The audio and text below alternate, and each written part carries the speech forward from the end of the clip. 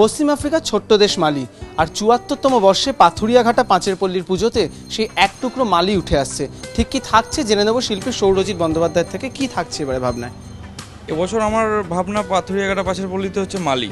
মালি পশ্চিম আফ্রিকার একটা ছোট্ট দেশ, তো তাদের শিল্পটাকে এখানে তুলে ধরার চেষ্টা করছি আমি।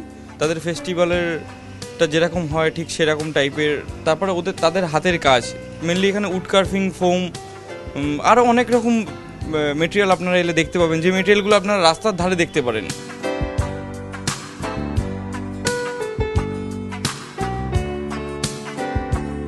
যেহেতু আমরা পশ্চিম আফ্রিকার মালিকে নিয়ে কাজ করছি, তাই মোটামুটি আমাদের দায়িত্ব হচ্ছে মালির মতনই পরিচর্যা করা। এই টোটাল ভাবনা চিন্তাটা সৌরজিতের।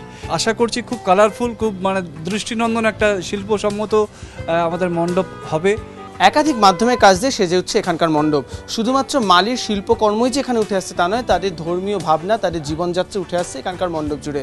পাশাপাশি উদ্যোক্তাদের যেটা বক্তব্য, এখানকার মণ্ডপ হয়ে উঠবে প্রচুর রঙিন এবং এবারও পাথুরিয়াঘাটা পাঁচের পল্লী দর্শকদের মন কাড়বে। অরিচিক ভট্টাচার্য, এবিপি আনন্দ, কলকাতা।